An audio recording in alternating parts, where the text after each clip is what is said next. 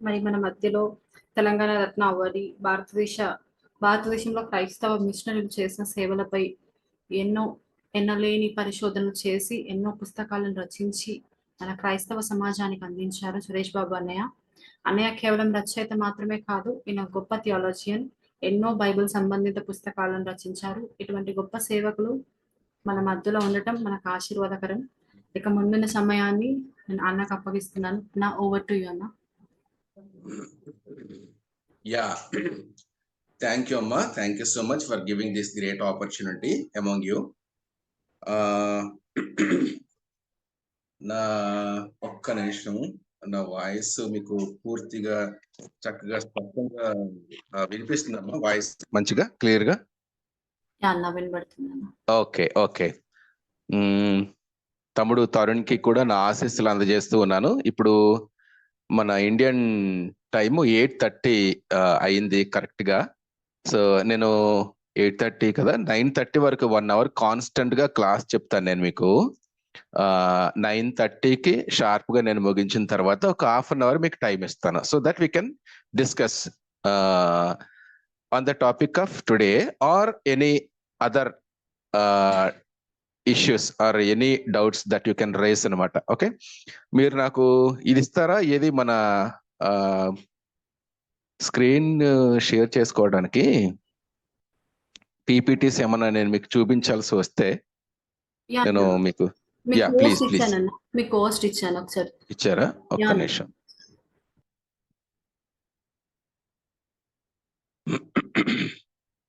Sharing is not turned on అంటే నాన్న దీనికి ఇచ్చేయండి అమ్మా. నేను సిస్టమ్ మీద కూడా ఉన్నాను. తెలంగాణ రత్న అని చెప్పేసి నా పేరు ఒకటి కనిపిస్తుంది కదా, దానికి మీరు ఇస్తారా? Yeah please. నేను ల్యాప్టాప్ లో ఆన్ అయ్యి ఉన్నాను, తర్వాత మొబైల్లో కూడా ఆన్ అయ్యి ఉన్నాను అనమాట. అట్లా యా ఒక్క నిమిషం. ఎస్, షేర్ నాన్న కనిపిస్తుందా? కనిపిస్తుంది. Okay okay. Yeah dear friends, good evening అందరికీ కూడా. దేవుడు మనకిచ్చిన మంచి అవకాశాన్ని బట్టి ఈ రోజు నేను మీకు ఏం చెప్పబోతూ ఉన్నాను అంటే, తమ్ముడు మరి 2 days క్రితం అడిగాడు నన్ను, అన్న మిషనరీస్ మీద మీరు ఏమన్నా కొంచెం టాక్ ఇవ్వగలరా కంటిన్యూస్ గా అని చెప్పేసి అంటే, ఓకే తమ్ముడు అని చెప్పేసి అన్నాను. సో మిషనరీస్ గురించి మనం మాట్లాడాలంటే first we should know about Christianity when it came to India. మన భారతదేశానికి క్రైస్తవం ఎప్పుడు వచ్చింది అనేది మొట్టమొదటి మనం తెలుసుకోవాలి. అంటే రూట్ కాజ్ అనమాట. రూట్ కాజ్ అంటే ఏంటి అనేది మనం తెలుసుకుంటే అప్పుడు దాని తర్వాత మిషనరీస్ గురించి తెలుసుకోవచ్చు. నాన్న రికార్డ్ అవుతుందమ్మా ఇది?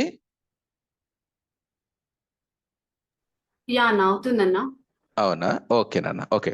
సో క్రిస్టియన్ మిషనరీస్ అంటే ఇప్పుడు విలియం కేరీ, లేకపోతే ఇంకా ఈ సర్ ఆర్థర్ కాటన్ కానీ ఇలాగా అందరి గురించి మనం చెప్పుకుంటూ వెళ్ళిపోవచ్చు. కానీ దానికంటే ముందు అసలు క్రిస్టియానిటీ అనేది భారతదేశానికి ఎప్పుడు వచ్చింది అనేది మొట్టమొదటి మనం గ్రౌండ్ వర్క్ చేస్తే, లేదా దాని యొక్క విషయాలు మూలాలు తెలుసుకుంటే ఆ తర్వాత మిగతా వాటిని మనం తెలుసుకోవచ్చు అనే ఉద్దేశంతో మనం రూట్స్ లోకి వెళ్తున్నాం. ఓకే సరే, క్రిస్టియానిటీ అనేది ఎప్పుడు వచ్చింది భారతదేశానికి అంటే క్రీస్తు శకం 1వ శతాబ్దంలోనే, అంటే యేసుక్రీస్తు ప్రభువారు ఆరోహణమై వెళ్ళిపోయిన తర్వాత అనతి కాలంలోనే భారతదేశానికి క్రిస్టియానిటీ వచ్చింది అనే స్టాండ్ మనం తీసుకోవాలి. కొంతమంది ఏమంటారు అంటే యేసుక్రీస్తు ప్రభువారి యొక్క శిష్యుడైనటువంటి తోమ భారతదేశానికి వచ్చాడు అని మాట్లాడతారు. That also okay, but more than that, దానికి మించిన అప్రోచ్ మనం తీసుకోవాల్సింది ఏంటి అంటే క్రిస్టియానిటీ అనేది భారతదేశంలో 1వ శతాబ్దంలోనే వచ్చింది. క్రిస్టియానిటీ అనేది భారతదేశంలో యేసు ప్రభు ఆరోహణం అయిపోయిన తర్వాత అనతి కాలంలోనే భారతదేశంలోనికి క్రిస్టియానిటీ అనేది ప్రవేశించింది అనే అప్రోచ్ తీసుకోవటం far more better than to say Thomas arrived to India. Thomas ఇండియాకి వచ్చాడు అని చెప్పటానికి బదులు క్రిస్టియానిటీ అనేది క్రీస్తు శకం 1వ శతాబ్దంలోనే వచ్చింది అని చెప్పడం మేలు. ఈ పాయింట్ ఎప్పుడైతే మనం తీసుకుంటామో ఆర్గ్యుమెంట్ ఈజీగా మనకి అర్థమవుతుంది, దాన్ని మనం ఎస్టాబ్లిష్ చేయటం అనేది జరుగుతుంది కూడా. Okay, right. నేను మీకు ఈరోజు క్లాస్లో ఆల్మోస్ట్ హైందవ మేధావులు ఎవరైతే ఉన్నారో, హైందవ రచయిత ఎవరైతే ఉన్నారో వాళ్ళు ఈ పాయింట్ ని ఎస్టాబ్లిష్ చేసినటువంటి విషయం మీకు డాక్యుమెంట్ ఎవిడెన్స్ చూపిస్తాం. ఓకే, సిస్టర్ గారు ఇప్పుడే చెప్పారు, అన్న చాలా పుస్తకాలు చదివారు, చాలా మంచి గ్రంథాలు రాశారని చెప్పేసి. నిజమే. ఈరోజు మీకు ఆ కోణంలో ఆ బాణీలో నేను మీకు క్లాస్ చెప్పే ప్రయత్నం చేస్తాను. ఫర్ ఎగ్జాంపుల్, ఇక్కడ inspired talks by Swami Vivekananda అనే ఒక బుక్ ఉంది.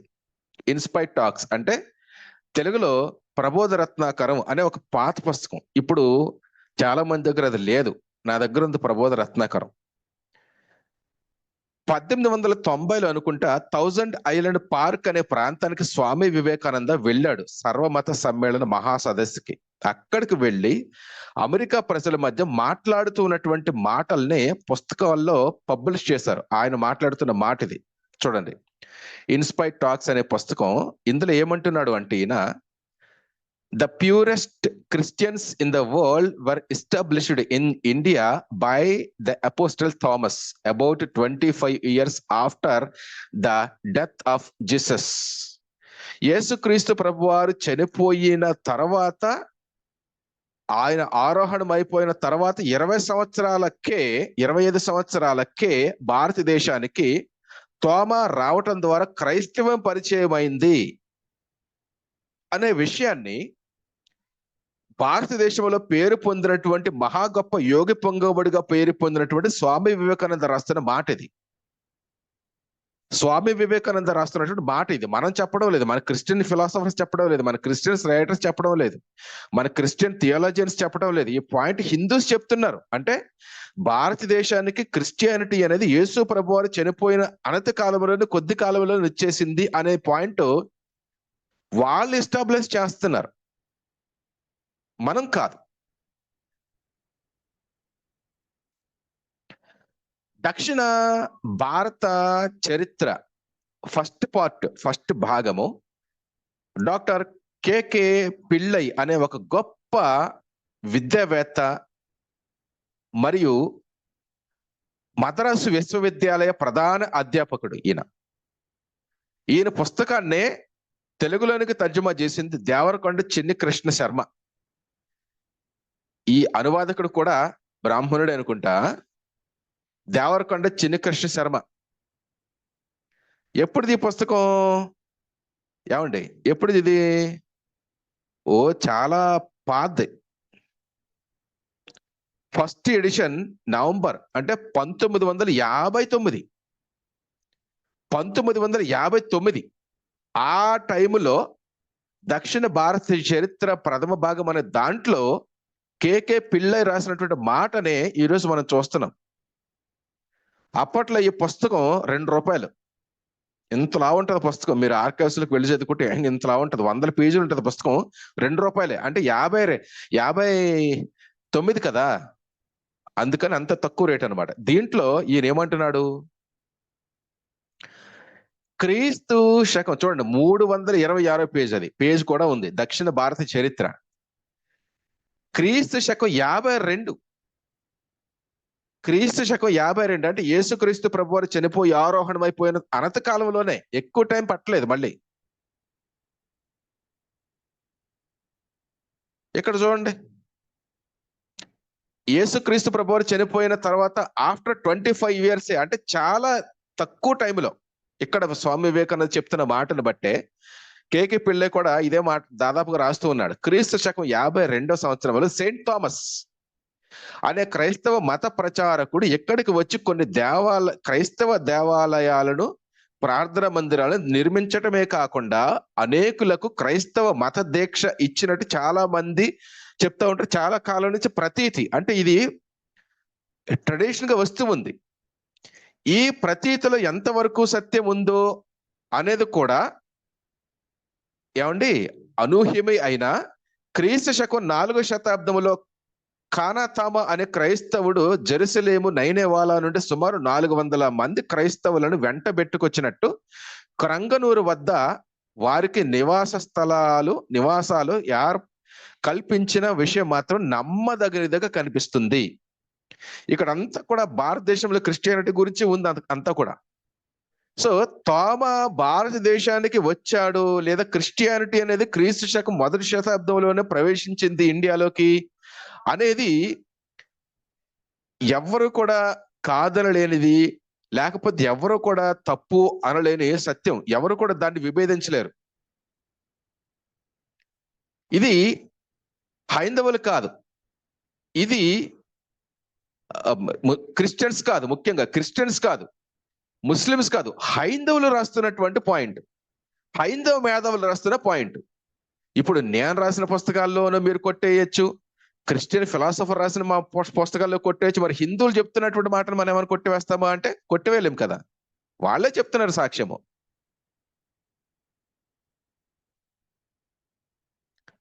చూడండి,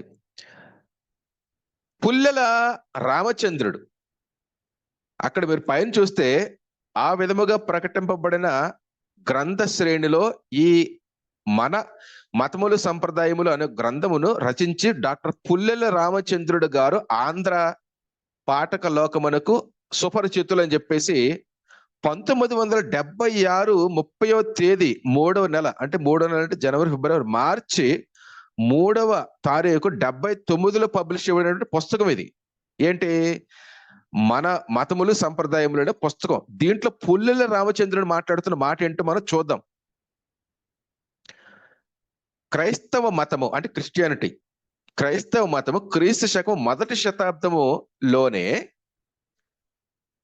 సుమారు సుదూర దక్షిణ భారతదేశమునందు ప్రవేశించింది. దక్షిణ దేశం అంటే ఏమంటారు, సౌత్ ఇండియాకి వచ్చేసింది. మళ్ళీ చెప్తున్నా చూడండి, క్రైస్తవం అనే చాప్టర్ ఉంది 43వ పేజీలో. క్రైస్తవ మతము క్రీస్తు శకము 1-2వ శతాబ్దములందే సుదూర దక్షిణ భారతదేశం నందు ప్రవేశించింది. ఇర్రిఫ్యూటబుల్ point, irresistible and irrefutable point ఇది. ఇది కూడా క్రిస్టియన్ రాసిన మాట కాదు, ఇది కూడా ఏ ముస్లిమ్స్ రాసిన మాట కాదు.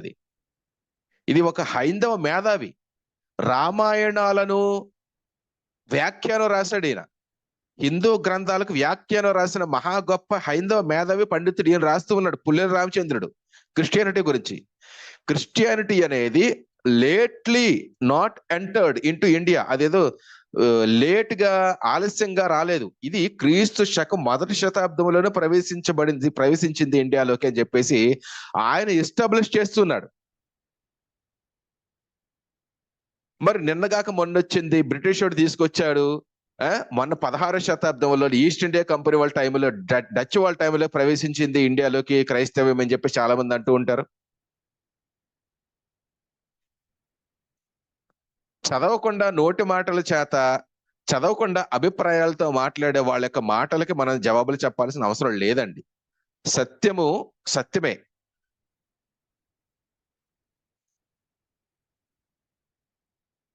తర్వాత చూడండి, even we can see in the books of doctor B R Ambedkar. మీకు అక్కడ బిఆర్ అంబేద్కర్ గారి యొక్క వాల్యూమ్స్ కనిపిస్తున్నాయి స్క్రీన్ మీద, ఇన్ ద సేమ్ వే వెనకాల కూడా. ఏమండి నా బుక్స్ కనిపిస్తున్నాయి మీకు వెనకాల? కనిపించట్లేదా? అంబేద్కర్ వాల్యూమ్స్ అన్నమాట, క్రిస్టియానిటీ గురించి రాయబడినటువంటి పుస్తకాలు. సో ఆయన మాట్లాడుతున్న పాయింట్ వాల్యూమ్ 5 533వ పేజీ తెలుగులో, వాల్యూమ్ నెంబర్ 5 533 తెలుగులో పేజు. అక్కడ ఏముందంటే క్రీస్తు శకం 180, 190. ఈ పాయింట్ చాలా ప్రెషియస్ పాయింట్. ఈ పాయింట్ చాలా వాల్యుబుల్ పాయింట్. ఈ పాయింట్ చాలా అథెంటిక్ పాయింట్. ఈ పాయింట్ చాలా వాల్యుబుల్ పాయింట్. ఇది మీరు జ్ఞాపకం చేసుకోండి, గుర్తు పెట్టుకోండి. అర్థం కాకపోతే నేను మళ్ళా చెప్తాను మీకు. ఈ పాయింట్ చాలా ఇంపార్టెంట్. కొంతమంది ఏమంటారంటే తోమ వచ్చేసాడు, క్రిస్టియానిటీ వచ్చేసింది అని చెప్పేసి అంటారు. అది ఒక ఎత్తు అయితే, కరెక్ట్ పాయింట్, ఆ పాయింట్ కి కరెక్ట్ గా అతుక్కొని ఈ పాయింట్ కూడా చాలా ఇంపార్టెంట్. చూడండి, క్రీస్తు శకం 180, 190లో ఈ మధ్య కాలంలో భారతదేశంలోని క్రైస్తవ మత సంస్థల నుండి, from our Indian country, from our people, మన భారతదేశంలో క్రైస్తవ మత సంస్థల నుండి అలెగ్జాండ్రియాలో ఉన్నటువంటి ఒక బిషప్ కి అర్జీ పెట్టుకున్నారు, ఒక అప్లికేషన్ పెట్టుకున్నారు మన భారతదేశంలో ఉన్నటువంటి క్రైస్తవ విశ్వాసులు. ఏమని? మాకు మిషనరీస్ కావాలి, మా ప్రజలకు, ఇండియన్స్ కి మిషనరీస్ కావాలి, కాబట్టి మీరు మాకు more missionaries please send me అని చెప్పేసి అలెగ్జాండ్రియాకు లెటర్ రాశారు ఇండియాలో ఉన్నటువంటి విశ్వాసులు. అప్పుడు అలెగ్జాండ్రియా పట్టణము నుంచి మన యొక్క అభిప్రాయాన్ని అంగీకరించి లేదా మన యొక్క ఆహ్వానాన్ని మన్నించి ప్యాంటియోనస్ అనే ఒక మిషనరీ భారతదేశానికి రావటం జరిగింది. దేవునికి స్తోత్రం కలిగిన గాక. తోమ తర్వాత అనుకోండి పోని. సో 180, 190లోనే భారతదేశంలో క్రైస్తవ విశ్వాసులు ఉంటే వాళ్ళు ఏ విధముగా విశ్వాసులు అయ్యారు అప్పుడు అనేది ప్రశ్న. ఆల్రెడీ అక్కడ ఉన్నారు, అంటే ఆల్రెడీ ఇండియాలో 190కే క్రిస్టియన్స్ ఉన్నారు కాబట్టి మాకు మరి కొంతమంది మిషనరీస్ ని పంపించండి అని చెప్పేసి అర్జీ పెట్టుకున్నారు. వాళ్ళు లెటర్ రాసుకున్నారు, లేఖ రాసుకున్నారు, request letter they have sent to Alexandria to send missionaries to India. ఇది చెప్పాలి, ఇది చాలా ఇంపార్టెంట్ పాయింట్. కాబట్టి క్రీస్తు శకం 180లోనే భారతదేశంలో క్రిస్టియానిటీ ఎస్టాబ్లిష్ అయిపోయింది, ఎవరు కాదనలేరు దాన్ని. ఇదే పాయింట్ ఇంగ్లీష్ లో కూడా అంబేద్కర్ గారి పుస్తకంలో మనం చూస్తాం. At some time between the years 180 and 190 the bishop of Alexandria received an appeal from the Christians in India to send them a missionary and Pantiones were accordingly sent. అది కాబట్టి ఈ point ద్వారా మనకి ఏమర్థం అవుతుంది అంటే, మాకు మరి కొంతమంది మిషనరీస్ ని పంపించండి అని చెప్పేసి వీళ్ళు రాస్తున్నప్పుడు వాళ్ళకి క్రిస్టియన్స్ గా వాళ్ళు ఎలాగయ్యారు? తోమ రాకపోతే క్రిస్టియన్స్ గా వాళ్ళు ఎలా మారగలిగారు సువార్త అందకపోతే అనేది ప్రశ్న వస్తుంది. కాబట్టి ఈ పాయింట్ ని బట్టి కూడా తోమ ఆల్రెడీ వచ్చి వారికి సువార్త ప్రకటించిన తర్వాత 180లో క్రైస్తవులు అయిపోయారు కొంతమంది, వాళ్ళు అర్జీ పెట్టుకున్నారు అలెగ్జాండ్రియాకి. ఈ పాయింట్ ఎస్టాబ్లిష్ అవుతుంది. కాబట్టి క్రిస్టియానిటీ అనేది క్రీస్తు శకం 1వ శతాబ్దం నుంచే భారతదేశంలో ఉంది అనేది ఇర్రెఫ్యూటబుల్ అండ్ ఇర్రెసిస్టిబుల్ ఫ్యాక్ట్. ఇది కూడా క్రిస్టియన్ కాదు, రాజ్యాంగ నిర్మాణకర్త అని చెప్పేసి అంటారు కదా డాక్టర్ బాబాసాహెబ్ అంబేద్కర్, ఆయన రాస్తున్న పాయింట్ ఇది. నేను అదే డియర్ ఫ్రెండ్స్, డియర్ స్టూడెంట్స్, నేను ఎప్పుడు కూడా మీకు ఏం చెప్తాను అంటే, నేను ఏ పాయింట్ అయితే నేను మీకు చెబుతున్నానో ఆ పాయింట్ కి సంబంధించిన రెఫరెన్స్ కొటేషన్ ఏ పుస్తకంలో ఉంది, దాని వెల ఎంత, దాని రేట్ ఎంత, దాని యొక్క ఇయర్ ఏంటి, దాని రచయిత ఎవరు అనేది అన్ని విషయాలు కూడా అథెంటిక్ నేను చూపిస్తాను. ఎందుకంటే నా నోటి మాటల ద్వారా మీకు చెప్తే మీకు అర్థం కాదు points. So always it is better to give authentic subject to the students. Reference తో పాటుగానే సబ్జెక్టు నేర్పిస్తే వాళ్ళు తర్వాత వేరే చోట కూడా దాన్ని వాడుకుంటారు అనేది నా మెయిన్ కన్సర్న్ అనమాట. ఇక్కడ మీకు మైలాపూర్లో లేదా చెన్నైలో రామకృష్ణ మఠ్ అనేది ఒకటి కనిపిస్తుంది. రామకృష్ణ మఠ్ అంటే స్వామి వివేకానంద ఉంటాడు. వాళ్ళు కొన్ని పుస్తకాలు పబ్లిష్ చేశారు, వాల్యూమ్స్ పబ్లిష్ చేశారు. ఆ వాల్యూమ్స్ పేరు heritage of India, the cultural heritage of India. ఈ కల్చరల్ హెరిటేజ్ ఆఫ్ ఇండియా అనే పుస్తకాల్లో చాలా ఇన్ఫర్మేషన్ ఉంటుంది. ఆ ఇన్ఫర్మేషన్ లో మనం చూడొచ్చు క్రిస్టియానిటీ అనేది ఎప్పుడు వచ్చింది ఇండియాకి అనేది. ఇక్కడ చూడండి, అక్కడ మీకు వాల్యూమ్స్ కనిపిస్తున్నాయి. The cultural heritage of India మీరు చదివితే, నా దగ్గర ఉన్నాయి, నేను చదివాను కూడా. అందులో 39వ పేజ్ ఒక భాగం కల్చరల్ హెరిటేజ్ ఆఫ్ ఇండియా 39-40 పేజీల్లో ఏముంటది అంటే, చూడండి, the cultural heritage of India according to tradition, Saint Thomas, one of the apostles of Jesus Christ, after being in Parthia and in the kingdom of Gondophares in north and western India for some time, landed near Kranganur in AD 52, preached the gospel and established several churches on the Malabar coast అని ఉంది. వీళ్ళు కూడా చెప్తున్నారు, యేసుక్రీస్తు ప్రభువారి యొక్క సొంత ప్రత్యక్ష సాక్షి అయినటువంటి శిష్యుడైనటువంటి తోమా అనే ఆయన ఎవరైతే ఉంటారో, థామస్, సెయింట్ థామస్, ఆయన ద్వారానే క్రిస్టియానిటీ అనేది భారతదేశంలో ప్రవేశించింది అనేది కల్చరల్ హెరిటేజ్ ఆఫ్ ఇండియా అనే పుస్తకాల్లో, రీసెర్చ్ గ్రంథాల్లో రామకృష్ణ మఠ్ అనే హైందవ సంస్థ వాళ్ళు కూడా పబ్లిష్ చేశారు. They confessed it, they agreed it, వాళ్ళు ఒప్పుకున్నారు. ఇక్కడికి తోమా రావటం మాత్రమే కాదు, కానీ ఏమంటున్నారు వీళ్ళు, after being in Parthia and in the kingdom of Gondophares, యేసుక్రీస్తు ప్రభువారి యొక్క శిష్యుడైనటువంటి తోమా భారతదేశానికి వచ్చేటప్పటికి ఎక్కడ పరిపాలిస్తున్నటువంటి ఒక రాజు గోండఫెరెస్ అంట. ఆ గోండఫెరెస్ అనే రాజు పేరు కూడా వీళ్ళు ప్రస్తావించారు కల్చరల్ హెరిటేజ్ ఆఫ్ ఇండియా అనే పుస్తకంలో. అంత మాత్రమే కాకుండా, he established Christianity and constructed some churches.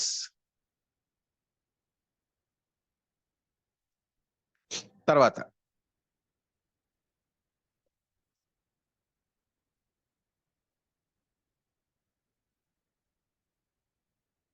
ఇంకొక research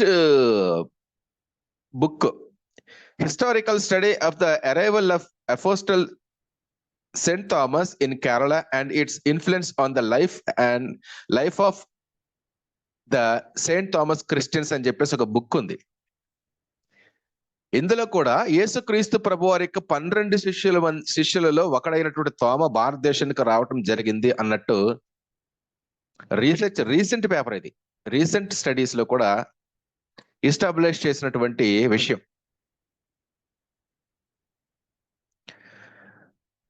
The fountainhead and holy fountain of the entire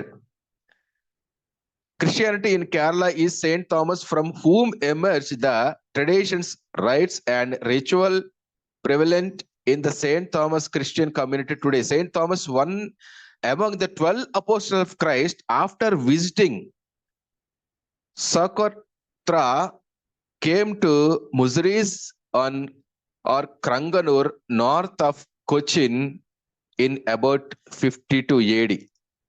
యేసుక్రీస్తు ప్రభువారికి శిష్యుడైనటువంటి తోమా 52లోనే క్రంగనూర్ లేదా కొచ్చిన్ అంటాం చూడండి, కేరళ, మద్రాస్ ఆ ప్రాంతాలకు కూడా అతను వచ్చినట్టు మనకి రీసెర్చ్ పేపర్ లో తెలుస్తూ ఉంది రీసెంట్ గా.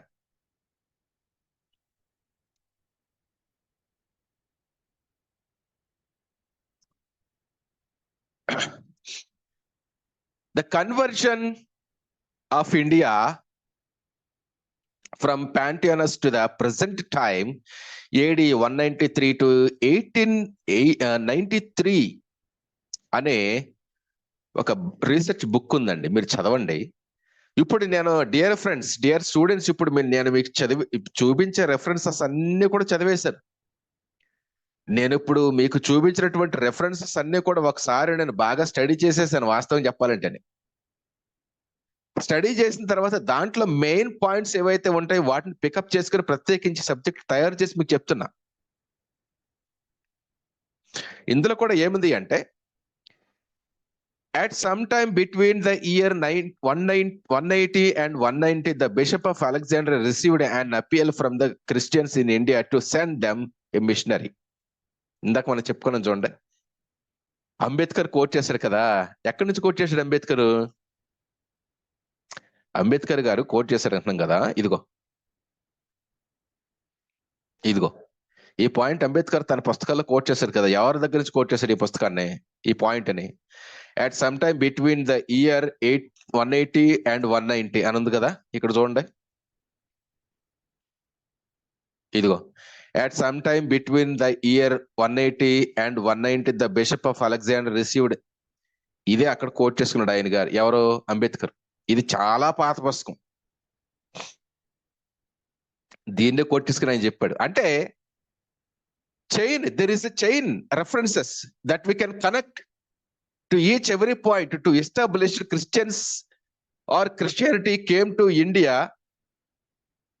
after the death of Jesus Christ in the year of AD 52. యేసుక్రీస్తు ప్రభువారు చనిపోయి సమాధి చేయబడి మరల 3వ దినాన్ని తిరిగి లేచి ఆరోహణం అయిపోయిన తర్వాత 52లోనే క్రిస్టియానిటీ అనేది వచ్చిందని చెప్పడానికి మనం కాదు చెప్పేది, వాళ్ళు చెప్తున్నారు. Non-believers, non-Christians, Indian historians and Hindu professors, they are establishing this fact. ఇది కూడా బాగుంటుందండి పాయింట్, ఇది కూడా చాలా బాగుంటది. చూడండి, ప్రథమ స్కందము భారతీయ విజ్ఞానం, ఆచంట లక్ష్మీపతి, బిషగ్రత్న ఏదో ఉంది ఇక్కడ. ఆచంట లక్ష్మీపతి సంపాదకులు, ప్రథమ స్కందం 97వ పేజీ. హిందుస్థానమును క్రైస్తవ మత వ్యాపనము, హిందుస్థానమును క్రైస్తవ మత వ్యాపనము. క్రీస్తు శకము 1వ శతాబ్దములోనే ఈ మతము దక్షిణ హిందుస్థానమునకు ప్రవేశించినట్టుల లేదా వ్యాపించినట్టుల నిదర్శనములు కలవు. మిక్కిలి ప్రాచీనమైనటువంటి దేవాలయాలు, పురాతన కట్టడాలు ఉన్నాయి. క్రిస్టియానిటీకి సంబంధించిన చర్చిలు ఇవి, మిక్కిలి ప్రాచీనమైనవి. అక్కడ చూడండి, క్రీస్తు శకం 1వ శతాబ్దములోనే ఈ మతము దక్షిణ హిందుస్థానమునకు వ్యాపించినట్టుల నిదర్శనములు కలవు. పశ్చిమ దక్షిణ తీరమున మలబారునందు గల కొన్ని ప్రాచీన కాలపు చర్చిలు లేదా దేవాలయములు మైలాపూర్ నందలి చర్చియు మిక్కిలి పురాతనమైనది. చూసారా, హిందూస్ మనకు పని లేకుండా ముందుగానే వాళ్ళు మన పాయింట్స్ రాసేసి ఫ్యాక్ట్స్ ఎస్టాబ్లిష్ చేసేసి వెళ్ళిపోయారు. మనం చదవాలా పుస్తకాలని. మనం పుస్తకాలు చదివితే సబ్జెక్ట్ అర్థమవుతుంది, సబ్జెక్ట్ తెలుస్తుంది మనకి. We can argue with the people those who are denying these facts. ఈ ఫ్యాక్ట్స్ ని డినై చేసేవారు ఎవరైతే ఉంటారో వాళ్ళతో మనం చక్కగా మాట్లాడొచ్చు, రెఫరెన్స్ తీసి. వాళ్ళు ఏమనలేరు ఇంకా, అరే ఈ బ్రిటిష్ వాడు లేకపోతే నిన్నగాక మొన్న ఫ్రెంచ్ వాడు వాళ్ళు ద్వారా ఇండియాకి క్రిస్టియానిటీ వచ్చిందని చెప్పేసి మీరు అంటున్నారు కదరా, అది కాదు అసలు విషయం. మరి దీనికి ఏమంటావు? హిందూ మేధావులే చెప్తున్నారు కదా, తోమాయ వచ్చాడు క్రీస్తు శకం 52లో అని చెప్పేసి స్వామి వివేకానంద చెప్పాడు, ఆచంట లక్ష్మీపతి, ఇలాంటి వారందరూ కూడా చెప్పారు కదా. మరి దీనికి ఏమంటావు నువ్వు? ఏకంగా the cultural heritage of India అని చెప్పేసి రామకృష్ణ మాట హిందూ సంస్థ వాళ్ళే ఎస్టాబ్లిష్ చేశారు కదా ఫ్యాక్ట్స్ ని, నువ్వు ఎట్లా కాదంటావు అని అంటే దే కుడ్ నాట్ ఆన్సర్. ఇంకా వాళ్ళు ఆన్సర్ చేయలేరు. Because facts are telling truth. Facts సత్యం చెప్తున్నాయి, వాస్తవాలు సత్యం చెప్తున్నాయి, అన్డెనైబుల్ ఫ్యాక్ట్స్ ఇవన్నీ కూడా. అందుకనే తరుణ్ తమ్ముడు మిషనరీస్ గురించి చెప్పమంటే నాకు ఆలోచన అనిపించింది, అరే పిల్లలందరూ చాలా మంచిగా గ్యాదర్ అవుతారు, వీళ్ళందరూ మంచి ఎడ్యుకేటర్స్, మంచి థింకర్స్ ఉన్నారు, చదువుకున్న పిల్లలు ఉన్నారు, మరి వీళ్ళకి ఎలా చెప్పాలి? డైరెక్ట్ గా మిషనరీస్ గురించి చెప్తే ఓకేనా? కాదు. First I should establish the fact when Christianity arrived in India.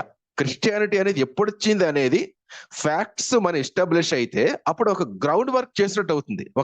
ఒక ఫౌండేషన్ లేదా ఒక పునాది వేయటం జరుగుతుంది. కాబట్టి ఆ తర్వాత మెల్లగా విలియం కేరీ గురించి చెప్పొచ్చు, మదర్ తెరీసా గురించి చెప్పొచ్చు, లేకపోతే ఇంకా సివిల్ సర్వెంట్స్ గా ఉండి మిషనరీ వర్క్ చేసిన వాళ్ళ గురించి చెప్పొచ్చు మనం.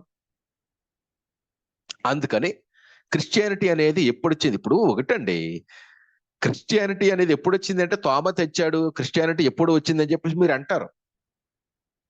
ఆర్గ్యూ చేయగలరా? మరి ఎలాగా మీరు ఆర్గ్యూ చేయగలరా? జస్ట్ ఓరల్ గా చెప్తే కాదు. మీరు ఓరల్ గా చెప్తే మీరు ఎట్లా అంటారు? తోమా వచ్చాడని చెప్పేసి ఎట్లా చెప్తారు?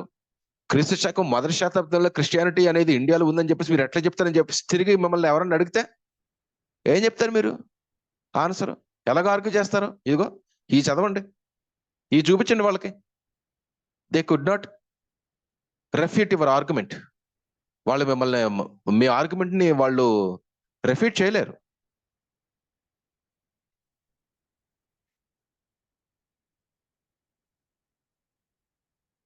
తర్వాత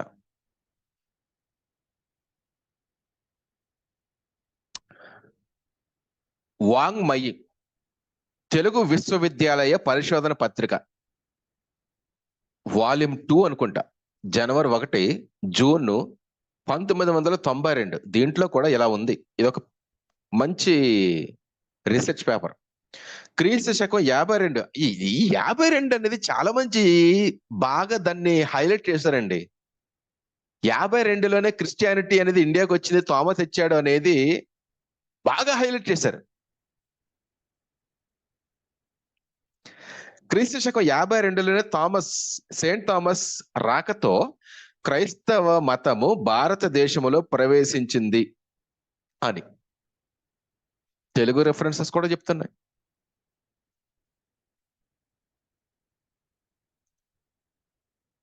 తర్వాత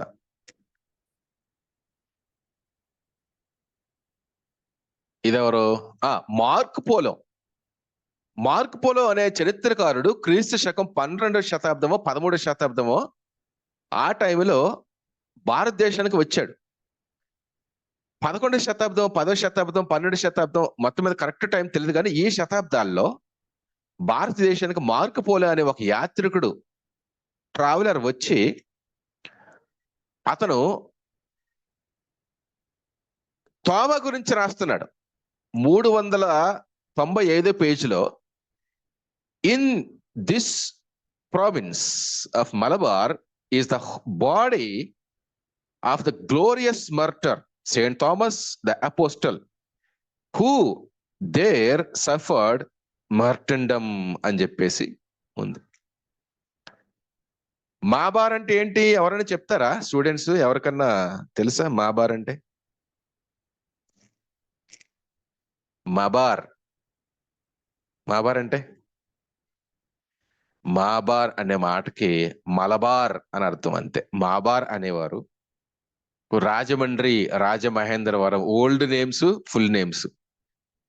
విశాఖపట్నానికి ఓల్డ్ నేమ్ చెప్పండి అమ్మా.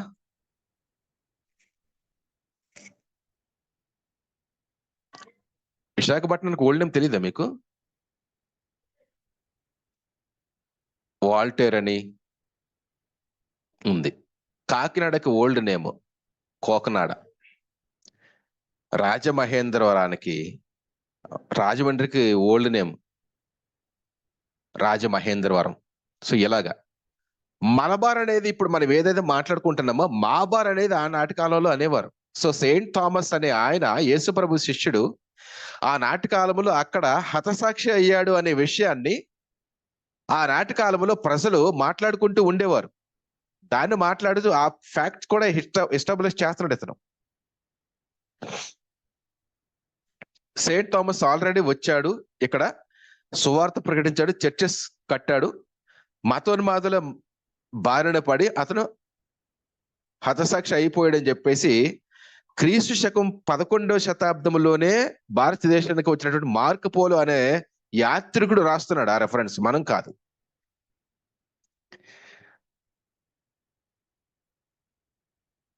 ఈయనెవరు? సర్వేపల్లి రాధాకృష్ణ. సర్వేపల్లి రాధాకృష్ణ మనకి ఎప్పుడు గుర్తుకొస్తాడు అంటే టీచర్స్ డే గుర్తుకొస్తాడు అనుకుంటా అయ్యారు. we will remember him. We read about him in Google on the day of Teachers Day only. అంతే, టీచర్స్ డే ఒక్కరోజే గుర్తుకొస్తాడు ఆయన మనకి, మిగతా టైంలో ఎప్పుడు గుర్తురాడు. మరి అదేంటో మరి నాకు ఏం అర్థం కాదు. సరే, సో ఆయన book eastern religions and western thought, second edition, doctor Sarvepalli Radhakrishna, Indian philosopher and politician. He is very genius అని చెప్పేసి అంటూ ఉంటారు. ఆయన రాస్తున్నాడు తన పుస్తకాల్లో క్రిస్టియానిటీ గురించి అద్భుతంగా.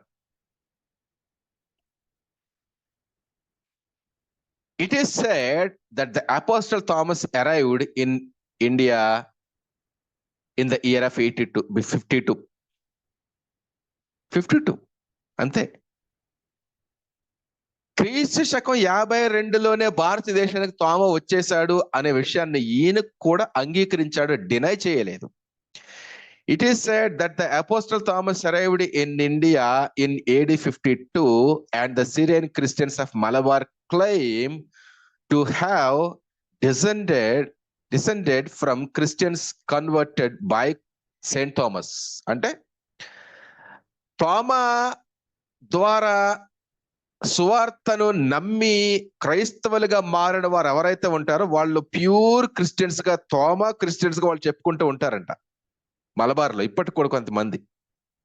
We are Thomas Christians, we are first Christians, we are first hand Christians అని చెప్పేసి గర్వంగా చెప్పుకుంటారంట. అదే అంటున్నాడు ఇక్కడ. And the Syrian Christians of Malabar claim to have descended from Christians converted by saint Thomas. తోమా ద్వారానే మేము కన్వర్ట్ అయ్యాము అని చెప్పేసి చెప్పుకుంటారంట.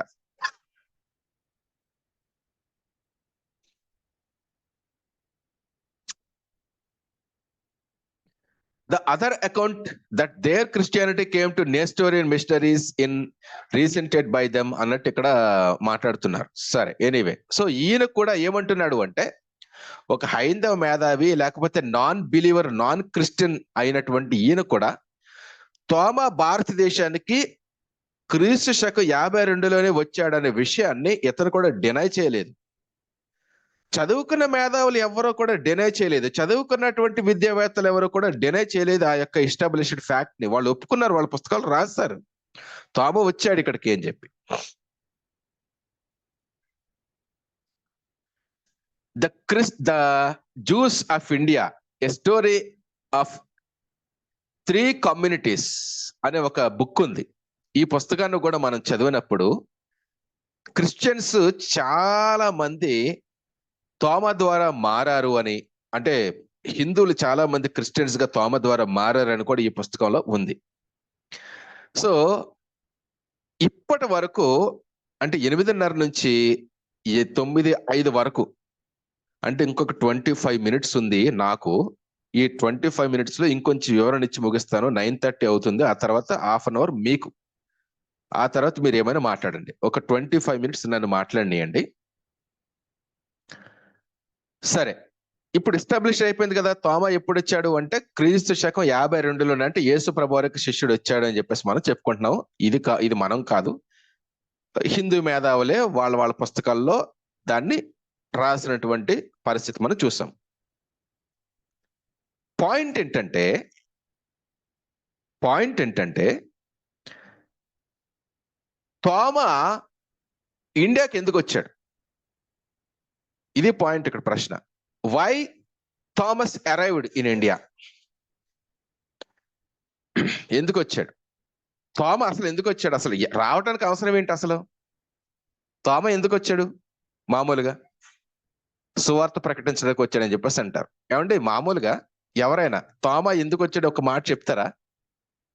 మీరు ఎవరైనా అన్మ్యూట్ చేసుకోండి, అంటే నా మాట స్పష్టంగా వినిపిస్తుందా లేదని చెప్పేసి జస్ట్ ఒక ఓవరాల్ టెస్ట్ అనమాట, అంతే. తోమా ఎందుకు వచ్చాడమ్మా ఒకసారి చెప్పండి అమ్మా. ఎవరైనా బ్రదర్స్ అయినా సిస్టర్స్ అయినా. యా, బిజినెస్ కోసం, ట్రేడ్.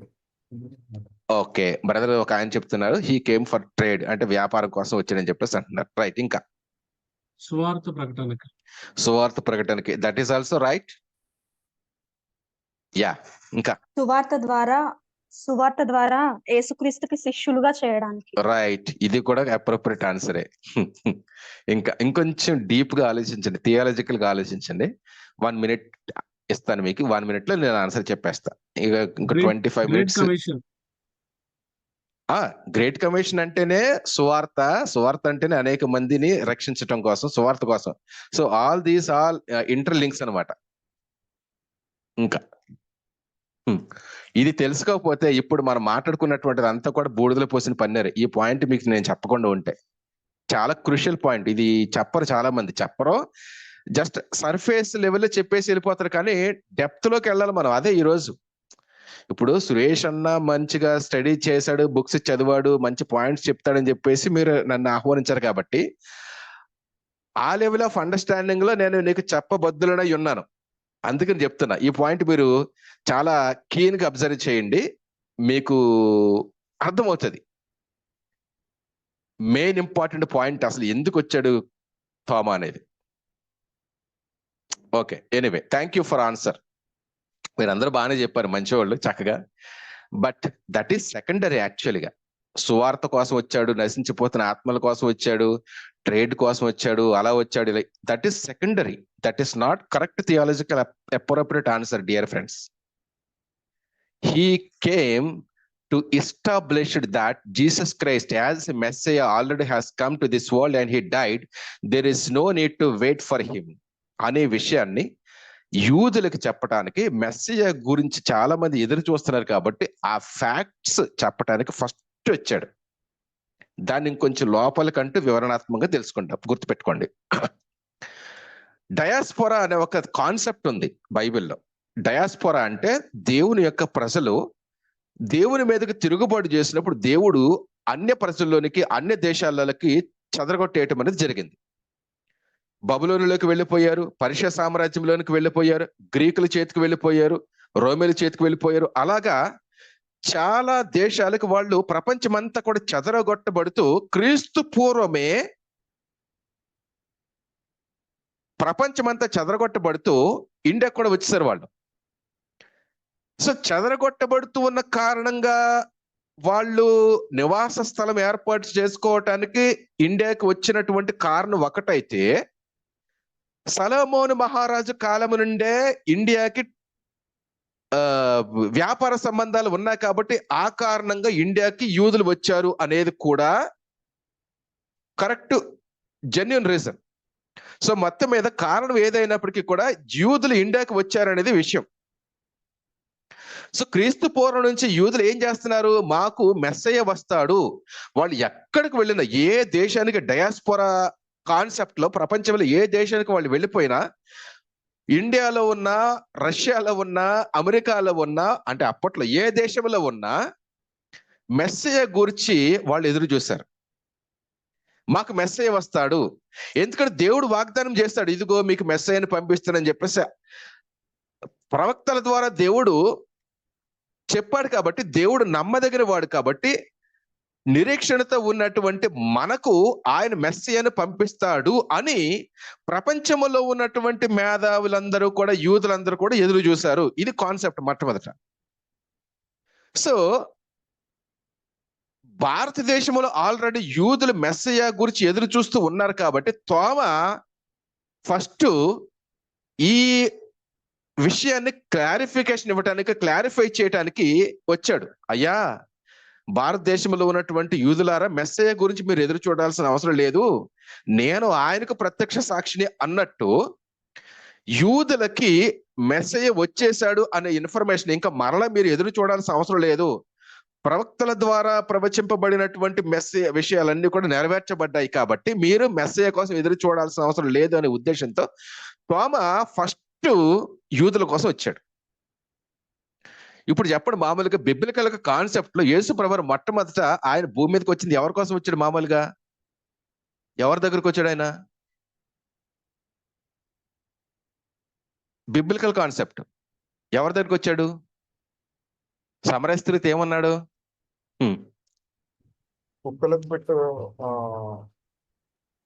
కరెక్టే, ఆ కాన్సెప్ట్ కరెక్టే, కొంచెం ముందు ఉంటది. అమ్మా, నేను నశించిపోయిన యూదుల దగ్గరికి వచ్చానని చెప్పేసి అంటాడు. So God sent Jesus Christ first to the Jews to fulfil prophecies. ఆ తర్వాత ప్రపంచంలో ఉన్న మానవాళ్ళందరూ కూడా రక్షించబడాలి అనేది ప్లాన్. సో తోమ ఎందుకు వచ్చాడు అంటే, యేసుక్రీస్తు ప్రభువారు ఆల్రెడీ వచ్చేసాడు కాబట్టి మీరు మరోసారి ఇంకా వేరే మెసేజ్ గురించి ఎదురు చూడాల్సిన అవసరం లేదనే ఉద్దేశంతో ఆ ఫ్యాక్ట్ ని ఎస్టాబ్లిష్ చేయడానికి యూదుల దగ్గరికి వచ్చిన తర్వాత నెక్స్ట్ ప్రిఫరెన్స్ అన్యులకి. ఇప్పుడు మీరు చెప్పారు చూడండి, కొంతమంది సిస్టర్స్ బ్రదర్స్ చెప్పారు నశించిపోతున్న ఆత్మల కోసం అనేక మందిని శిష్యులుగా చేయి. ఇది తర్వాత ఆన్సర్. ఇది గ్రౌండ్ వర్క్. అంటే ఇది గ్రౌండ్ లెవెల్లో మనం లోపలికి వెళ్ళి సర్వే చేస్తేనే కానీ అర్థం కాని పాయింట్. సో తోమ ఎందుకు వచ్చాడు అంటే సువార్త ప్రకటించడానికి వచ్చాడు. ఓకే, కరెక్టే, దట్ ఈస్ సెకండరీ. ఫస్ట్ ఎవరి కోసం వచ్చాడంటే నశించిపోతున్నటువంటి దేవుని యొక్క ఉగ్రత ద్వారా చెదరగొట్టబడినటువంటి ఇశ్రాయేలీలకు దేవుడు చేసిన వాగ్దానపు మెస్సయ్య ఎవరైతే ఉన్నారో ఆయన వస్తున్నాడని చెప్పేసి చాలా మంది ఎదురు చూశారు కాబట్టి ఆ విషయాన్ని నిర్ధారించడానికి వచ్చేసాడు, చనిపోయాడు, నెరవేర్చబడ్డ ప్రవచనాలు అని చెప్పేసి చెప్పడానికి మొట్టమొదటి తోమ యూదుల దగ్గరికి ఇండియాకి వచ్చాడు. ఆ తర్వాత సువార్త ప్రకటించడం అనేది జరిగింది. ఓకే, అది పాయింట్. తర్వాత మీరు ఎప్పుడైనా క్రిస్టియానిటీ అనేది ఎప్పుడు ఇండియాకి వచ్చింది అనే మాట్లాడగలిగితే, జవాబు చెప్పగలిగితే, తోమ వచ్చేసాడు, తోమ ద్వారా వచ్చింది అనే పాయింట్ మీరు చెప్పొద్దు. అట్లా కాదు, అది కాదు. అఫ్ కోర్స్ కొంతమంది రాశారు, కానీ మోర్ బెటర్ ఆప్షన్ ఏంటంటే క్రిస్టియానిటీ అనేది ఆల్రెడీ భారతదేశంలో ఉంది. 180, 190 టైంలోనే క్రిస్టియానిటీకి సంబంధించినటువంటి కొంతమంది విశ్వాసులు అలెగ్జాండ్రియాకి లెటర్ రాసుకున్నారు. మరి అలెగ్జాండ్రియాకి లెటర్ రాసుకున్నప్పుడు వాళ్ళు క్రైస్తవులుగా మారటం ఎలా జరిగింది అనేది ప్రశ్న. కాబట్టి ఈ విధంగా అప్రోచ్ చేసుకోండి. See you have to say that Christianity already established in India in first century అనేది మీరు చెప్పాను చాలు. తోమ వచ్చాడు అంటే ఎప్పుడు వచ్చాడు, తోమ యొక్క ఐ విట్నెస్ ఏంటి అని అడుగుతారు. కాబట్టి ఐ విట్నెస్ లేరు మనకు యాక్చువల్గా. ఇది కొంచెం డిఫరెంట్ గా ఉంటుంది మీకు పాయింట్, ఎందుకంటే మీరు డీప్ రీసెర్చ్ చేస్తే తెలుస్తుంది. యేసు ప్రభువారు భూమి మీద జీవించినప్పుడు ఏ విధముగా అయితే ఆయనకి ఐ విట్నెస్లు ఉన్నారో అలాగా తోమ భారతదేశానికి వచ్చాడు అని చెప్పటానికి ఆయన రాకను చూసి రిటర్న్ ఫామ్ లో డాక్యుమెంటెడ్ ఎవిడెన్స్ పరిచింది ఎవరు లేరు. ఇది పాయింట్ అండి. ఇది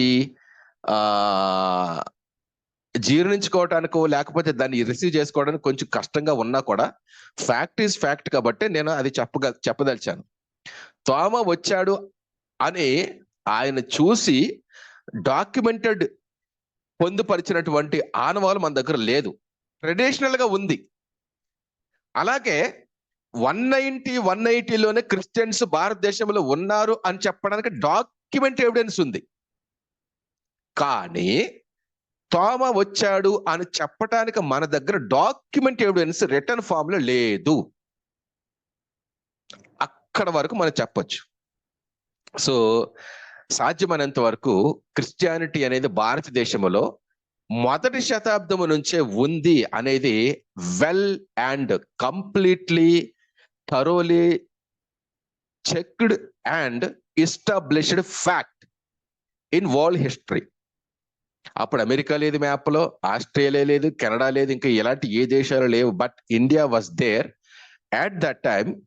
Christianity arrived to India. So ఇంతవరకు మనం చెప్పవచ్చు భారతదేశానికి ఇండియా ఎప్పుడు వచ్చింది అనేది. అంటే don't touch Christian books, don't touch Christian author books, but you have to show the books which were written by Hindu educators, Hindu scholars, Hindu philosophers. Then you can fight your argument. మీరు తోమ భారతదేశానికి వచ్చాడని చెప్పడానికి కానీ, Christianity అనేది భారతదేశంలో 2000 సంవత్సరాల క్రితం నుంచే ఉందని చెప్పడానికి కానీ ప్రయత్నం చేస్తే క్రిస్టియన్ బుక్స్ ని మీరు కోట్ చేయకండి. ఎందుకంటే వాళ్ళు ఏమంటారంటే మీరు క్రిస్టియన్ బుక్స్ కోట్ చేస్తున్నారు, కోట్ చేసుకుంటారు, మేము అది చదవము, మేము నమ్మమని చెప్పేసి అంటారు. మరి ఇప్పుడు మరి స్వామి వివేకానంద పుస్తకాలని కాదంటారా మరి? లేకపోతే కేకే పిళ్ళై పుస్తకాలు కాదంటారా? లేకపోతే ఆచంట లక్ష్మీపతి రాశాడు, ఆ పుస్తకాలు కాదంటారా? వీళ్ళెవరో కూడా క్రిస్టియన్స్ కాదే. యేసు ప్రభువుని సొంత రక్షకుడిగా అంగీకరించి బాప్తిసం తీసుకున్న దాఖలాలు లేవి వీళ్ళందరూ కూడా. మరి Sarvepalli Radhakrishna is not a Christian కదా. మరి వీళ్ళందరూ కూడా Indian scholars, Indian historians, Indian మేధావులు కదా. మరి వీళ్ళ పుస్తకాలు కోట్ చేసినప్పుడు వాళ్ళు ఎవరైనా కాదంటారా? సో ఎనీవే, ఎప్పుడు కూడా ఏ టైంలోనైనా ఎప్పుడైనా మనం రెఫరెన్స్ కోట్ చేసేటప్పుడు most probably non believers, non Christians రాసినటువంటి స్కాలర్స్, అంటే నాన్ బిలీవర్స్ లేదా నాన్ క్రిస్టియన్స్, నాన్ బిలీవర్స్ రాసినటువంటి వేరే హిందూ మేధావులు కానీ అకాడమిక్ క్వాలిఫైడ్ స్కాలర్స్ రాసినటువంటి పుస్తకాల నుంచి మనం కోట్ చేస్తే ఆ ఫ్యాక్ట్ కొంచెం స్ట్రాంగ్ గా ఉంటది. కాబట్టి దాన్ని బట్టి మనం ఆర్గ్యుమెంట్ ని మరింత స్ట్రాంగ్ గా మనం బిల్డప్ చేసుకోవచ్చు. So I hope you understand all these points. ఇంతవరకు నాకు తెలిసినంత మట్టుకు నేను క్లాసు మీకు చెప్పడం జరిగింది. సో ఇప్పటికి ఇది చాలు అనుకుంటున్నాను. అంటే భారతదేశానికి క్రిస్టియానిటీ ఎప్పుడు వచ్చింది, ఎవరు రాశారు ఈ పాయింట్స్ అని మనం మాట్లాడుకోవడానికి ఈ చాలా ఉన్నాయి, ఇంకా చాలా ఉన్నాయి. శశి థరూర్ కూడా రాస్తాడు. శశి థరూర్ కేరళలో కాంగ్రెస్ పార్టీ స్పోక్స్ పర్సన్ అనుకుంటా ఆయన, ఐ థింక్ కాంగ్రెస్ అనుకుంటా. యా, శశి థరూర్ కూడా రాస్తాడు కొన్ని పుస్తకాల్లో. ఈ ఎరా ఆఫ్ డార్క్నెస్ అనే పుస్తకం చదువుకోండి. ఆయన కూడా ఏం రాస్తాడు అంటే, తోమ భారతదేశానికి క్రీస్తు శకంలోనే వచ్చాడు, Christianity arrived, Christianity introduced in India in the time of AD 52 అని చెప్పేసి చాలా ఉన్నాయి. కానీ షార్ట్ పీరియడ్ ఆఫ్ టైంలో తక్కువ మీకు రెఫరెన్సెస్ చూపించి ఎక్కువ ఎలాబొరేట్ చేస్తూ ఇన్ఫర్మేషన్ ఇస్తే బాగుంటుందనే ఉద్దేశంతో మీకు ఈ పాయింట్స్ చెప్పాను అనమాట. So I hope you understand the class today. Over to తమ్ముడు తరుణ్, లేకపోతే the sister is the host. Yeah thank you. ఎవరికైనా ఏమైనా డౌట్స్ ఉంటే, లైక్ క్వశ్చన్స్ ఉంటే యూ కెన్ ఆస్క్ అన్నా. Yes, Nana. See, you can ask any type of questions, Amma, about Indian history or Christian missionaries, not only on the subject of today. Okay? Any question? Yeah, మీరు మీ hand raise చేస్తే మేము unmute చేస్తాము, so that you can ask questions.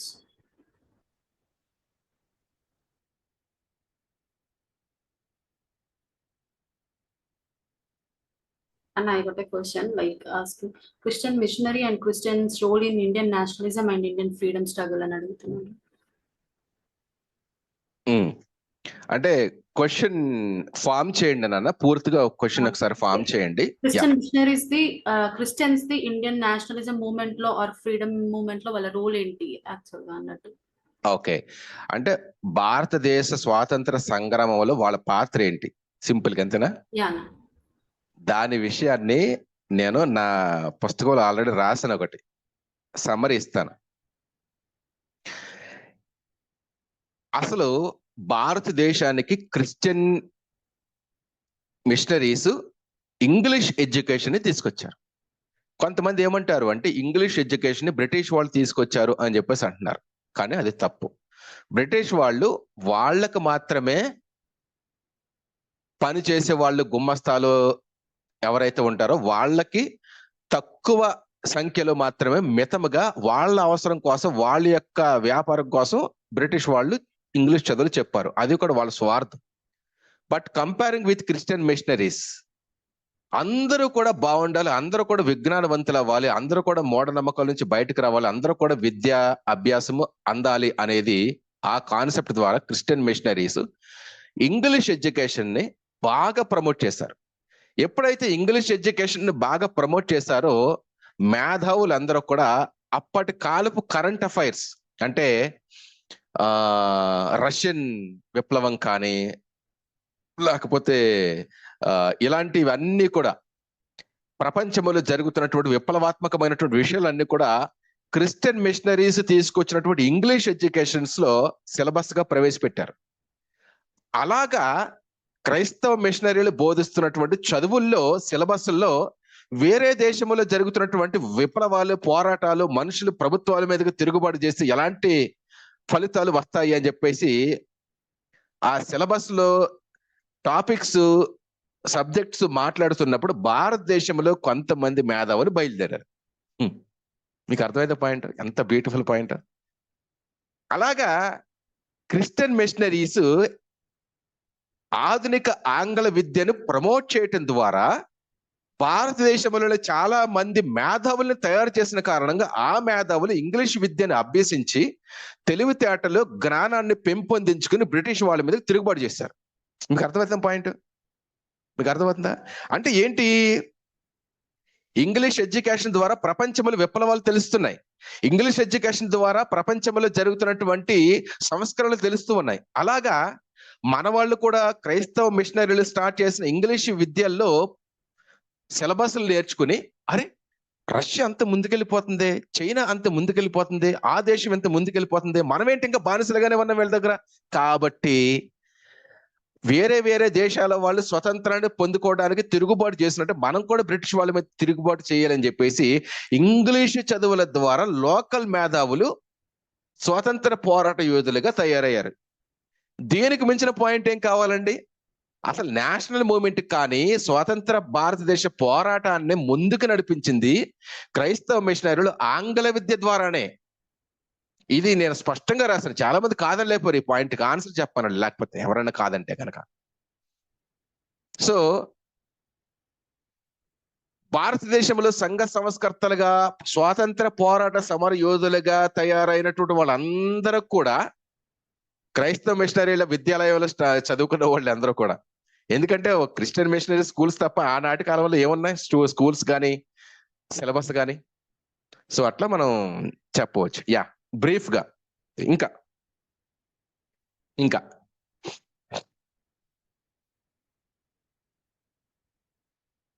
Brother Johnny మీరు hand raise చేశారు కదా, question అడగండి. Johnny Moses గారు. Yeah brother, అడగండి any question. Johnny unmuted. Yeah, it's not allowing me to unmute. Yeah bro. అన్న ప్రైజ్ లార్డ్ అన్న. Hi brother. Praise Lord అన్న. నాకు డౌట్ ఏంటి అని అంటే, మోస్ట్లీ ఈవెన్ సోషల్ మీడియాలో చూసిన థామస్ డిసెండెంట్స్ ఆర్ వాళ్ళ సక్సెసర్స్ అని చెప్పుకునే ఒక community, I guess it is Syrian orthodox అనుకుంటాను, మలబార్ ఆర్థోడాక్స్ సంథింగ్ వాళ్ళ కమ్యూనిటీ ఉంది. అయితే వాళ్ళు మేమే ట్రూ చర్చ్, మేమే ఆయన టీచింగ్స్ ని మేము ఎటు తప్పిపోకుండా మేము పాటిస్తాము అని చెప్పి చెప్తారు, అపోస్తలుల బోధ అని చెప్పి. How are we different from that? ఆర్ఎల్స్ మనం అంటే యాజ్ ప్రొటెస్టెంట్స్ గా మనము చర్చెస్ లోని ఫాలో చేసేది కరెక్టేనా, ఆర్ఎల్స్ వాళ్ళు చేసే కరెక్టేనా? ఎందుకనంటే వాళ్ళు చేసే లిటర్జీ సర్వీస్, మన వర్షిప్ సర్వీస్ చాలా డిఫరెంట్ గా ఉంటది. So are we united by beliefs or are we united by traditions? Okay brother, I understood the question that what you are asking. నాకున్నటువంటి పరిజ్ఞాన పరిధిలో నేను చెప్తాను బ్రదర్. అది మీరు చూడండి. ఏంటంటే ఇక్కడ యేసుక్రీస్తు ప్రభువారి బోధలు, ఆయన చెప్తున్న సూక్తులు, లేకపోతే బిబ్లికల్ యూనివర్సల్ స్టాండర్డ్స్, సార్వత్రిక క్రైస్తవ సత్యాలు, మూలాలు ఏవైతే ఉంటాయో, అంటే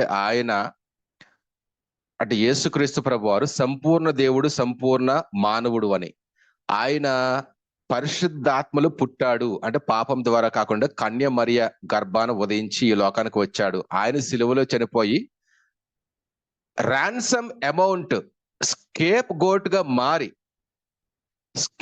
గా మారి రాన్సమ్ అమౌంట్ దేవునికి పే చేయటం ద్వారా మానవాళికి విముక్తి కలిగింది అనేది ఎప్పుడైతే మనం నమ్ముతామో that is biblical faith brother. అది సిరియన్ ఆర్థోడాక్స్ చెప్పకపోయినా they are not true Christians. If Protestants Christians చెప్పకపోయినా they are not Christians, Roman Catholic వాళ్ళు దాన్ని హోల్డ్ చేయకపోయినా they are not Christians, but our faith completely depended are established on the fact of Jesus Christ died on the cross and he risen again, and the ransom amount which Christ paid to God, by that reason only we got the salvation అనేది ఏదైతే ఉంటుందో దాన్ని మనం hold చేస్తే చాలు brother. ఈ Syrian orthodox చెప్పేవి కొన్ని మిళితం అయిపోయినాయి ఆచారాలు.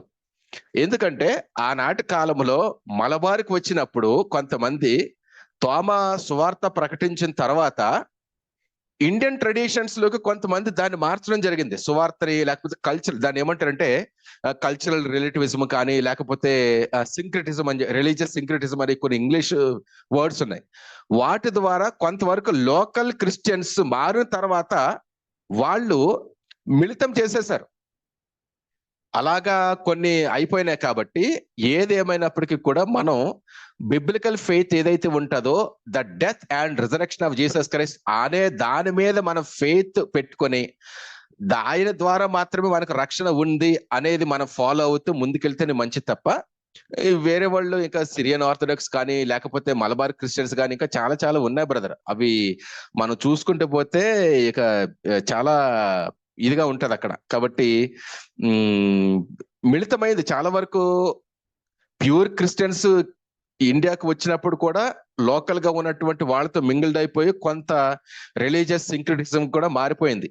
కాబట్టి ఇవన్నీ కూడా మనం ప్రక్కన పెట్టి we have to believe in the blood of Jesus Christ and is ransom amount which Jesus paid on the cross, pay to God. ఇవన్నీ కూడా మనం నమ్మినప్పుడు తప్పకుండా మనకి రక్షణ వస్తుంది అనేది మనం నమ్మితే చాలు అనేది నా బిలీఫ్ అండ్ ఆన్సర్ బ్రదర్.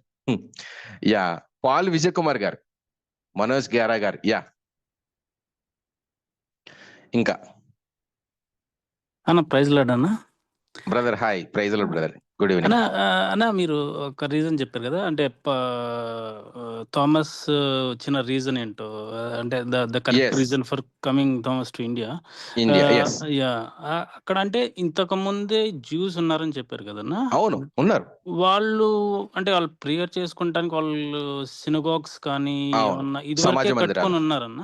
అవును, మన అంటే ఆ నాటి కాలంలో ఎక్కడ కట్టుకున్నారు అనేది మనకు తెలియదు బ్రదర్. ఎందుకంటే సునగోగులు అంటే తాత్కాలికంగా వారు కట్టుకునే కాబట్టి అవి పెద్ద పెద్ద రాతి కట్టడాల్లాగా పెద్ద పెద్ద భవంతులాగా వాళ్ళు ఎస్టాబ్లిష్ చేసుకోలేదు. సునగోగులు అంటే పూరు గుడిసెలు లాంటివో లేకపోతే చిన్న చిన్న గుడిసెలు లాంటి వాళ్ళ ఉండేవి. కాబట్టి కొన్నిసార్లు అవి ఎక్కువ కాలం నిలబడకుండా ఉండేవి అనమాట. అవి వరద వచ్చినప్పుడు లేకపోతే సముద్ర ఒడ్డున వాళ్ళు కట్టుకున్నప్పుడు ఏమైనా న్యాచురల్ కలామిటీస్ వచ్చినప్పుడు ఆనవాళ్ళు లేకుండా పోయేవి. ఓకే, అట్లాంటి కొన్ని ఉన్నాయి కానీ కొన్ని లేవు. రిటర్న్ ఫామ్ లో నేను చదివాను భారతదేశంలో కొన్ని చోట్ల ఉన్నాయని చెప్పేసి, but at this time we don't have any evidence brother. మనకి అంటే జ్యూస్ ఉన్నట్టు ఏమన్నా ఎవిడెన్స్ ఉందన్న థామస్ గారి? యాక్చువల్ గా జ్యూస్ ఉన్నట్టు కూడా రిటర్న్ ఫామ్ లో కొన్ని ఇండియన్ స్కాలర్స్ రాసిన పుస్తకాలను చదివాను నేను. ఇండియన్ స్కాలర్స్ రాసిన పుస్తకాల్లో నేను చదివింది ఏంటంటే కింగ్ సాల్మన్ భారతదేశానికి లేదా హిందూ దేశానికి అతను మ్యారిన్ ట్రేడ్స్ అని ఏదో అంటారు, అంటే సముద్ర ప్రయాణం ద్వారా వ్యాపారం, నెమళ్ళు, కోతులు లాంటి జంతువులు, పక్షులు, వీటిని అతను కొనుక్కు వెళ్ళటం అలాంటివి జరిగేవన్నమాట. అప్పుడే భారతదేశానికి వీళ్లతో వ్యాపార సంబంధాలు ఉన్నాయి. తర్వాత ఇంకొక పాయింట్ ఏంటంటే యేసు ప్రభు వారు సీమోని ఎంట భోజనానికి కూర్చున్నప్పుడు ఒక స్త్రీ ఆయన తల మీదో పాదాల మీదో అత్తరు రాస్తుంది కదా. అత్తరి పేరేంటి? అచ్చజటామాంసి. ఆ అచ్చజటామాంసి ఎక్కడదంటారు? దాదాపుగా ఎక్కడది? ఇండియా నుండి, అంటే హిమాలయ పర్వతాల నుండి వెళ్ళేదంట. ఇండియాలోనే హిమాలయ పర్వతాల్లో ఒక మూలికల ద్వారా, ఒక చెట్టు ద్వారా, ఒక చెట్టు బెరడు ద్వారా, మొక్కల ద్వారా తయారు చేయబడినటువంటి అత్తర్లు ఆనాటి కాలంలో ఇశ్రాయేలు యూదా ప్రాంతానికి వెళ్ళేవి. అలాగే భారతదేశంలో ఉన్నటువంటి కొన్ని కలప లేదా ట్రస్సులు షిప్పుల మీద సొలొమోను కాలంలోనే ఎగుమతి అయ్యేవంట. సో అలాగా భారతదేశానికి సొలొమోను కాలంలోనే వ్యాపార సంబంధాలు ఉన్నాయని చాలా రీజన్స్ ఉన్నాయి బ్రదర్. చాలా రిటర్న్ ఎవిడెన్సెస్ పుస్తకాల్లో ఉంది. సో అది నెక్స్ట్ క్లాస్ లో నేను మీకు చెప్తాను అవసరమైతే. అంటే క్రీస్తు పూర్వమే బబులోను సామ్రాజ్యంతోనూ యూదులతో, ఈజిప్ట్ ప్రజలతో, బైబిల్లో ఉన్నటువంటి కొంతమంది ప్రవక్తలతో భారతదేశానికి వ్యాపార సంబంధాలు ఉన్నాయనేది ఫ్యాక్ట్స్ నేను మీకు చూపిస్తాను నెక్స్ట్ క్లాస్ లో మీకు. యా, ఇంకా ఎవరైనా? హలో అన్న. Yes brother. Good evening. Thanks for that wonderful lecture అన్న. ఎస్.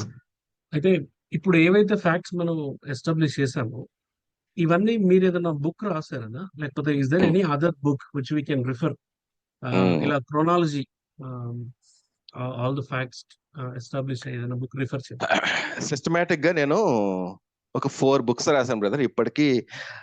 యాక్చువల్ గా తరుణ్ కి నేను చెప్పాలి, మన వాళ్ళందరికీ కూడా ఇంట్రడ్యూస్ చేయడానికి నా యొక్క క్వాలిఫికేషన్ కానీ, లేకపోతే నేను ఎన్ని పుస్తకాలు చదివాను అనేది యాక్చువల్ గా పాపం ఆ పిల్లోడికి చెప్పాలి ముందుగానే నా గురించి వ్యక్తిగత పరిచయ వాక్కులు, కానీ చెప్పలేదు. ఎనీవే ఇప్పటికీ 1200 పుస్తకాలు నేను చదివేశాను. ఆ 1200 పుస్తకాలు చదివి 800 పుస్తకాలు కోట్ చేసి 4 పుస్తకాలు రాశాను. I repeat it again brother. కొంతమంది ఏమంటారంటే నేను అన్ని పుస్తకాలు చదివానంటే ట్రోలింగ్ చేస్తూ ఉంటారు. ఆ మధ్యన ఆయన ఎవరో సోషల్ నెట్వర్క్ లో 1,00,000 పుస్తకాలు చదువుకున్నానంటే భయంకరంగా ట్రోల్ చేశారు.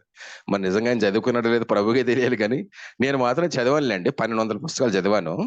ఆ 1200 పుస్తకాలు చదివి 800 పుస్తకాలను కోట్ చేసి 4 పుస్తకాలు రాశాను. ఆ 4 పుస్తకాలు Andhra Telangana educational board department వాళ్ళు చదివి స్కాలర్లీగా వాటిని సర్టిఫై చేసి చాలా మంది పిహెచ్డి చేస్తున్నటువంటి స్టూడెంట్స్ కి వాటిని రెఫర్ చేశారు. పుస్తకాల పేర్లు ఏంటంటే ఆధునిక భారతదేశ నిర్మాణంలో క్రైస్తవ మిషనరీల పాత్ర. That is my subject. On that topic I have referred many English and Telugu books to establish the fact that Christian missionaries arrived in India and they reformed India. They eradicated evil and inhuman practices. అన్ని కూడా ఇంతకు ముందు ఎలా ఉండేదో దాంట్లో రాసి ఏ విధంగా వాళ్ళు మన భారతదేశాన్ని మోడిఫికేషన్ చేశారనే దాని మీద 4 పుస్తకాలు రాశాను నేను. ఆ 4 పుస్తకాలు 4 పుస్తకాలు ఒక పుస్తకం అవుట్ ఆఫ్ స్టాక్ అనమాట. 3 పుస్తకాలు అందుబాటులో ఉన్నాయి. మీరు కొనుక్కుంటే ఇవన్నీ కూడా దాంట్లో ఉంటాయి అనమాట. యా, 4 volumes అన్న. యాక్చువల్గా 2 బ్రదర్. యాక్చువల్గా okay, let me tell you 2 volumes రాశాను. అంటే ఆధునిక భారతదేశ నిర్మాణంలో క్రైస్తవ మిషనరీల పాత్ర వాల్యూమ్ నెంబర్ 1. అలాగే సేమ్ టాపిక్ వాల్యూమ్ నెంబర్ 2 రాశాను. వాల్యూమ్ నెంబర్ 2 అయిపోయింది. వాల్యూమ్ నెంబర్ 1 ఉంది. తర్వాత నేటి కాలంలో many people are telling even Christian believers also don't know how to defend sati sahagamanam was eradicated by Christian missionaries. ఈ పాయింట్ ని డిఫెండ్ చేయటం కూడా పాపం చాలా మందికి తెలియదు. వాళ్ళేమో హిందూస్ ఏమో రాజా రామ్మోహన్ రాయ్ అంటారు, మన వాళ్ళేమో విలియం కేరీ అని అంటారు. But how you can prove that Christian missionaries only eradicated or they stopped it అనే దాని మీద ఒక బుక్ రాశాను నేను.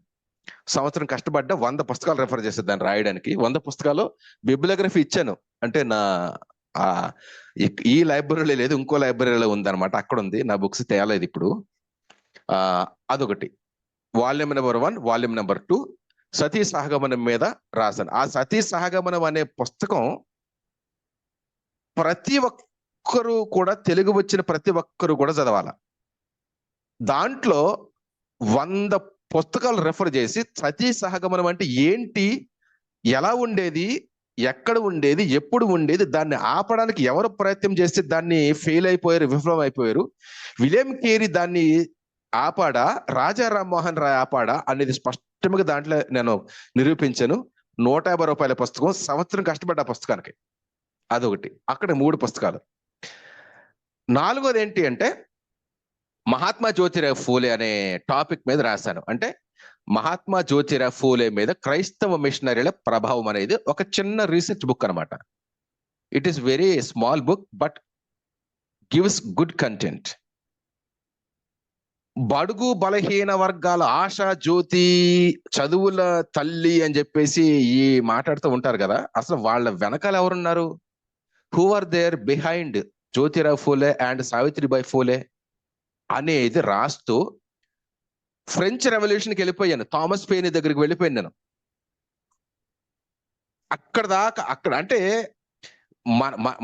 మన యొక్క భారతదేశంలో ఉన్నటువంటి మేధావులు కానీ ఈ కాలేజ్ ఎంటెక్ ఏమంటారు ఎంఏ ఫిలాసఫీ చదివినటువంటి వాళ్ళు ఇండియన్ సర్కిల్లో మాత్రమే చెప్తారు classes syllabus. But we have to go beyond our Indian history brother. House of Commons లో ఏం జరిగింది, భారతదేశంలో అవతల ఏం జరిగినాయి విప్లవాలు అని చెప్పేసి ఆ పుస్తకాలు మనం చదివినప్పుడు బ్రిటన్ పార్లమెంట్ లో అక్కడ మినిట్స్ ఏం చెప్తున్నాయి, సెనెట్లు ఏం జరిగింది, ఎవరు వరకు చేశారు భారతదేశం గురించి, మెకాలే ఏం చెప్పాడు, ఇవన్నీ కూడా మనం చదివితే భారతదేశంలో ఉన్నటువంటి వ్యవస్థ అంటే మనకు తెలుస్తుంది. So I gone beyond that. అంతకు మించి నేను వెళ్ళిపోయి మహాత్మా జ్యోతిరావు ఫూలే వెనకాల ఎవరున్నారో దాంట్లో రాశాను. ఆ పుస్తకం చదివిన తర్వాత చాలా మంది ఆశ్చర్యపడ్డారు. అరే మేము బడుగు బలహీన వర్గాల ఆశ చూచి అని చెప్పేసి ఫూలేని మేము ముందుకు పెడతాం, కానీ ఆయన తెర వెనకాల ఉన్నది క్రిస్టియన్ మిషనరీస్ అని చెప్పేసి చాలా మంది తెలుసుకున్నారు సత్యాన్ని.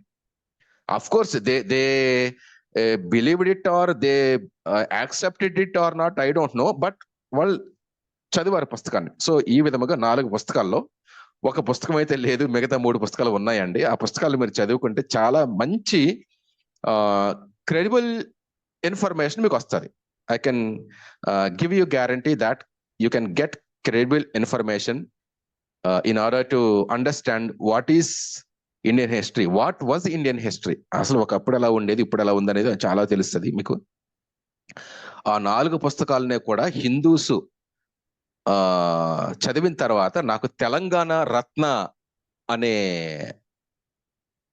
అవార్డు కూడా ఇచ్చారు.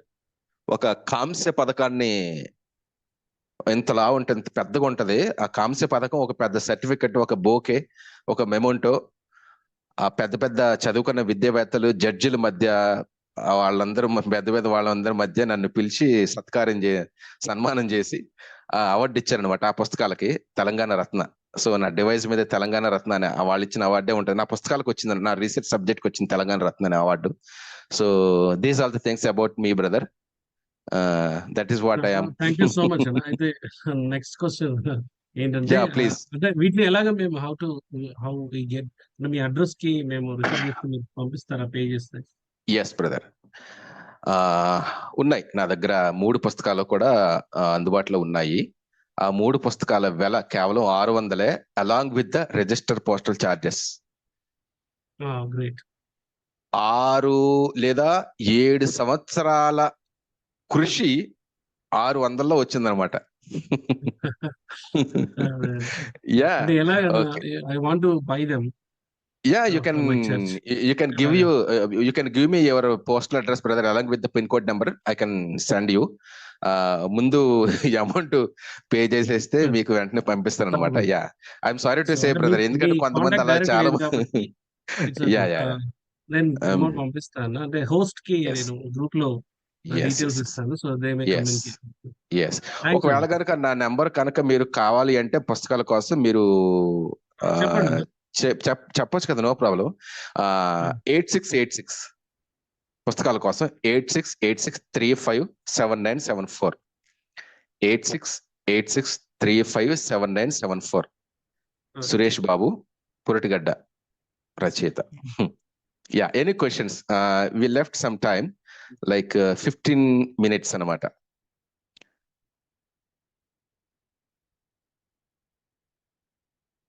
ఇంకా ఎవరైనా you can ask any questions, not only topic అంటే మనం ఈరోజు మాట్లాడుకున్న టాపిక్ మీద మాత్రమే కాదండి. మీకు ఏమైనా జనరల్ క్వశ్చన్స్ ఉంటే ఇండియన్ హిస్టరీ మీద కానీ సోషల్ రిఫార్మేషన్ గురించి ఏమైనా మీకు టాపిక్స్ మీద డౌట్స్ ఉంటే మీరు అడగవచ్చు. అంటే థియాలజికల్ గా కాకుండా, ఎందుకంటే I'm not having any grip on theology, but I'm having some grip on Indian history and missionaries movements, social movements అనమాట అట్లా. యా, ఒకవేళ ఎనీ క్వశ్చన్స్ ఏమీ లేకపోతే టు సిస్టర్ గారు ఆర్ తమ్ముడు తరుణ్.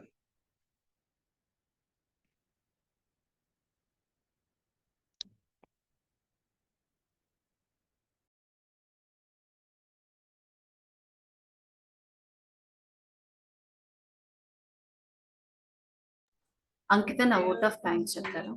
మేము క్వశ్చన్స్, ఎవరికైనా క్వశ్చన్స్ ఉన్నా ఇంకా బ్రదర్ అడగడానికి?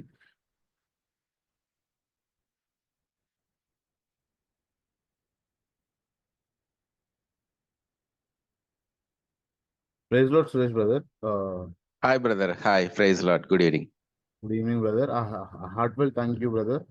మీరు మా మధ్య మీ వాల్యుబుల్ ఇన్ఫర్మేషన్, మీ ఇన్సైట్స్, మీ నాలెడ్జ్ని అబౌట్ క్రిస్టియన్ మిషనరీస్ మాకు చెప్పినందుకు, మా దగ్గర షేర్ చేసుకున్నందుకు, మీ ప్యాషన్, మీ dedication, like spreading the message of Christ is truly inspiring brother. We are grateful to have your time and me teaching ki inga meer ichina ma guidance ki. We are really thankful brother. We pray that God blesses you abundantly brother for your service. Thank you so much brother. Yes. Tarun,